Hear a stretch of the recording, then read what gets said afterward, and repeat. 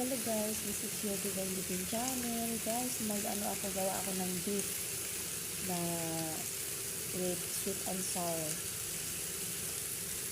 Yung tawag dyan sa marak lahat sa kanila, sa Arabic. Yeah. And yung nagawa ko na ito noon, pero iba naman ang sauce ngayon with okra. Ayan guys, kailan mo yung i-grill sa beef, tapos nung nilagyan ko ng tubig para mahugasan siya. Tapos ibalik ko na naman yung laham dyan, yung beef dyan, para malagyan na ng panibagong tubig. Ayan, tapos na nga siya na hugasan. Tapos yan na naman ay para ilalaga na siya dyan. Ayan po. Isa-isa lang yung ilagay para magkakulay naman si beef naman. Parang mag-green ko lang kunti na beef. Paunti-unti na siyang lagyan ng panakot. Sigalag shoutout pala dyan sa team Alicors ay West Batters. Ayan po, yan hinugasan ko na yun ang parang nahugasan ko na. Tapos yan ilalaga ko siya. Lagyan ng mga ingredients. Sigalag shoutout sa lahat, mga sisi, manghod.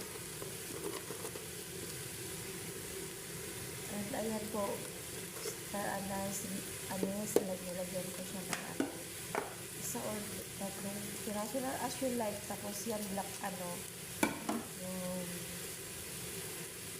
leaves ng black pepper.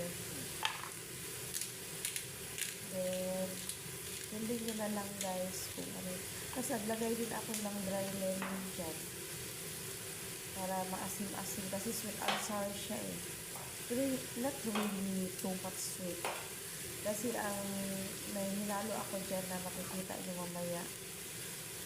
Yeah. Tapos yung pagkain na yan ay pwede yung nilagyan ng onions, garlic. Tapos nilagyan na ng panibagong tubig para mailaga niya siya. Ayan. Tsaka may luya dyan, fresh na luya. Ayun ang garlic din, nabuo lang. Tapos malaki-laking hiwa lang ng sibuyas dyan. Ayan, hayaan natin siya boil hanggang lumambot. Ayan po, mega love shout out si Sian. Mag-enjoy ka dyan ng nasa bakasyon ka. Pero, although condolence nga pala kasi nagpaalam lang early yung iyong brother. Ayan po, nag-slice ako ng yaan dyan, yung carrots. Isali natin sa nilaga. Pero si madam gusto pa lang niya ng potato, hindi niya sinabi sa akin. Ayan po, hayaan natin na pakuluin yung doon sa sit aside sa kabila. Tapos yan po ang bagong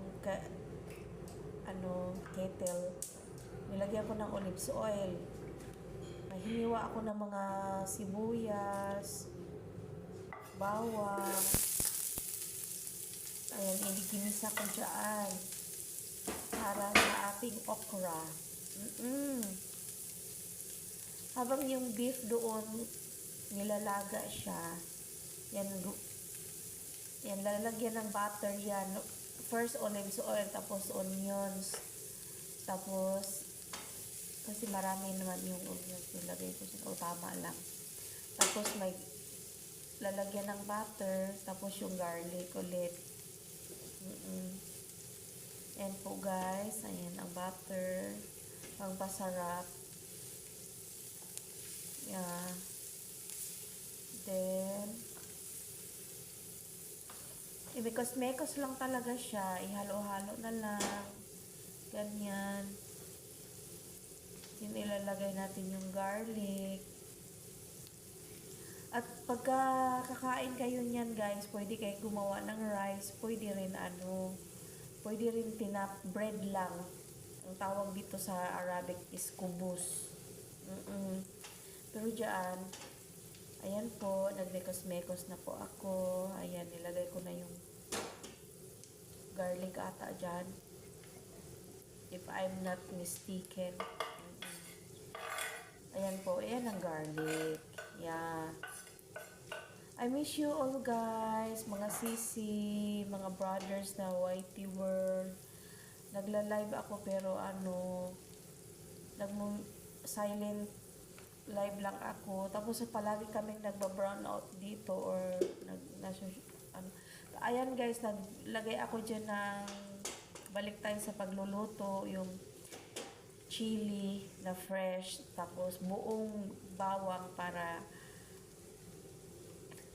mamaya gamot na mga ayan na po ang fresh na okra po. Yan, fresh from the freezer. Char. Ayan po yung okra na maliliit, hindi yung okra na mahahaba. Pag wala kayong maliliit na ganyan na from America wholesale, lang yung normal na okra lang. At saka imikos-mikos na natin yarn para maihalo yung butter at saka everything. Ganyan lang, dahan-dahan lang siya kasi hindi naman siya ma-torture dyan kasi rubberize yung ating sandok. Hindi man yan ayan po, nag-drop ako ng dry lemon uli. Tapos yung kanina naglagay din ako ng dry lemon doon sa nilagang baka. Ayan, lagyan natin ng black pepper. Kasi wala kaming powder, buo yan, kaya i-crush lang yan siya. And then, maglagay tayo ng turmeric. Tamihan natin yung turmeric kasi yan talaga ang required na yan. Although, yung iba, pag hindi gusto, pero yan kasi, nilalagyan talaga yung turmeric powder kasi healthy yan. Luyang-luyaw yan. Yan. Lalagyan din natin ng asin. Then, lagyan natin ng meron ako nilagay dyan guys na mag-marinate yan, sauce. Kasi supposed to be tamarind, pero wala eh. Kaya naging sweet and sour kasi usually ayan po ang tamarind dapat tapos lalagyan ng sugar. So ko na paglagyan ko ng asukal para tumamis kasi sweet and sour marak kasi yan siya. 'Di ba, diabetes ganun, mas okay na yung normal talaga siyang sweet from pomegranate o kaya granada fruits. Then wala kasing tamarind o sampalok na ayan po yung nilaga na baka o kaya karop, inilagay ko na dyan para maluto na siya na kasama yung sauce dyan. Na sweet and sour. Ang sarap niyan guys, promise. Healthy pa talaga kasi full of Yung iba, pwedeng lagyan ng patatas, pero hindi ko na ilagyan ng patatas kasi sinunod ko lang yung kung yung nakikita ko sa ibang luto-luto. First time, hindi ko na nilagyan. Tapos yung nilaga na ayan guys, lagyan ng tomato paste yan. Yung tomato paste na yan ay hinalo ko sa pinaglagaan na sabaw ng beef. Gimikos-mikos ko, ayan po. Hanggang dito na lang guys. Luto na yan mamaya.